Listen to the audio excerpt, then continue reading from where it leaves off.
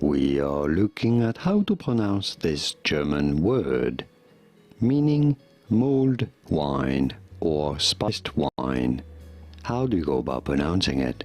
In German, this is normally said as Glühwein, Glühwein. However, in English, this is often pronounced as Glühwein, Glühwein, because the Glühwein sound is a little bit hard for English speakers to say, and you don't really want to say Glühwein, do you? So Glühwein is a good intermediate solution. Glühwein, or in German, Glühwein. Does that work? Did you get it? Does that work for you? Was this any helpful? Let me know in the comments.